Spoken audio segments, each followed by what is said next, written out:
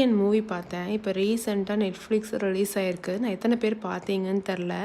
அந்த மூவி பத்தி என்ன நினைக்கிறீங்க அப்படிங்கிறத நீங்க மறக்காம என் கமெண்ட்ல ஷேர் பண்ணுங்க. எனக்கு அந்த மூவி பார்த்ததுலேருந்து என்னமோ சம்திங் ரொம்பவே டிஃப்ரெண்ட்டா இருக்கு. நல்லது செய்கிற எல்லாருக்குமே இதான் நிலைமையா அப்படிங்கிற மாதிரிலாம் ஒரு பக்கம் தோணுச்சு. அப்போ இந்த உலகத்தில் கெட்டவங்க மட்டும்தான் வாழ முடியுமா? என்னென்னமோ என் மைண்ட் தாட்ஸில் ஓடுது. நீங்களாம் அந்த மூவி பார்த்துருந்தீங்கன்னா உங்களுக்கும் அந்த மாதிரி தான் திங்கிங்லாம் போச்சா அப்படிங்கிற மாதிரி கமெண்ட் பண்ணுங்கள். அந்த மூவி பார்க்காதவங்க கண்டிப்பாக போய் பாருங்கள். நெட்ஃப்ளிக்ஸில் இருக்குது. சூப்பராக இருக்குது மூவி. நான் இன்றைக்கி எங்கள் வீட்டில் டொமேட்டோ ரைஸ் தான் பண்ணியிருந்தேன் காலையில் லஞ்ச் பாக்ஸ்க்கு பாப்பாவுக்கு.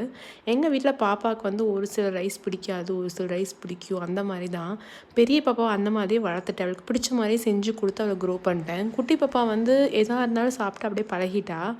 அவகிட்ட கேட்டு தான் நான் லஞ்ச் பாக்ஸ் செய்வேன். ஆனால் அவள் வேணாம் அப்படிலாம் சொல்ல மாட்டா. எதுக்காக அவகிட்ட கேட்குறேன்னு தெரியாது. ஆனால் அவள் அது வேணாம் வேறு செஞ்சு கொடுங்கன்னு சொன்னால் நான் அதுக்கு சேஞ்ச் பண்ணி அதான் செஞ்சு கொடுப்பேன்.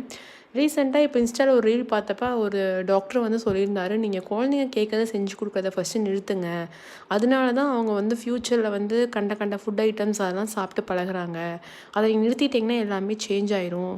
நீங்கள் ஆரம்பத்துலேயே அந்த ஃபுட் பிளானை நீங்கள் கொண்டு வாங்க அப்படின்னு சொல்லி அதுக்கு ஒரு பெரிய ஸ்டோரியே சொல்லியிருந்தாரு. கடைசியாக அது மூலிமா ஒரு இது கொண்டு வந்தார். என்னென்னா, என்ன சாப்பிட்ணும் அப்படிங்கிறத நீங்கள் டிசைட் பண்ணுங்கள், எவ்வளோ சாப்பிட்ணுங்கிறத அவங்க டிசைட் பண்ணிட்டோம் அப்படிங்கிற ஒரு வேர்ட் சொன்னார். அது நிஜமாலுமே எனக்கு ரொம்பவே கரெக்டாக பட்டுச்சு. ஏன்னா நம்ம என்ன சமைக்கணுங்கிறது நம்மளுக்கு தான் தெரியும், எது குட்டு எது கெட்டது அப்படிங்கிறது. அந்த குழந்தைங்களுக்கு எதுவும் தெரியாது. ஸோ நம்ம தான் அவங்களுக்கு என்ன வேணுங்கிறத சமைச்சு கொடுத்து அது பிடிச்சிருக்கோ பிடிக்கல சாப்பிட்றதுங்கிறத அவங்க டிசைட் பண்ணிக்கிட்டோம் அப்படின்னு சொன்னார். இதே பிடிக்கலன்னு ஒரு நாள் சாப்பிட்லைன்னா நீங்கள் விட்டுருங்க, ஒரு நாள் சாப்பிட்லைன்னா ஒன்றும் ஆயிராது அப்படிங்கிற மாதிரிலாம் அவர் சொல்லியிருந்தார். எனக்கு நிறையா பேர்த்துக்கு தப்பாக தோணும். பட் எனக்கு அது கரெக்டாக பட்டுச்சு. அவர் சொன்னது எல்லாமே கரெக்டாக பட்டுச்சு.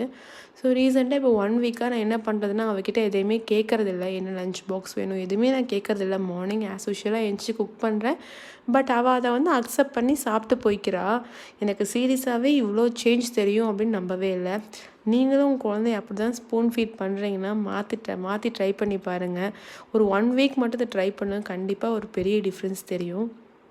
அப்புறம் காலையில் ஆஸ் யூஷுவல் தாங்க, சமைச்செல்லாம் முடிச்சுட்டு ஸ்டவ்வெல்லாம் க்ளீன் பண்ணியாச்சு. பாப்பாவுக்கு தோசை ஊட்டி விட்டுலான்னு நினச்சிட்டு இருந்தேன். அவள் ஊற்றுறேன்னு சொன்னேன். அவங்க அப்பா அவளும் சேர்ந்து குட்டி குட்டியாக ஊற்றிட்டு இருந்தாங்க.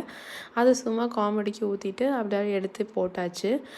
எனக்கு வேக வச்ச முட்டையே பிடிக்காதுங்க. ஸோ நம்ம நல்லா சுடு ஆம்லேட்டை போட்டு வச்சு சாப்பிட்டு இன்றைக்கி காலை பிரேக்ஃபாஸ்ட்டை முடிச்சாச்சு.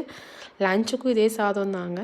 நெக்ஸ்ட் மினி விலாகில் பார்க்கலாம். அதுக்கு முன்னாடி என் சேனலை மறக்காமல் சப்ஸ்கிரைப் பண்ணுங்கள், லைக் பண்ணுங்கள், ஷேர் பண்ணுங்கள், கமெண்ட் பண்ணுங்கள். அந்த மூவி பார்க்காதவங்க பாருங்கள்.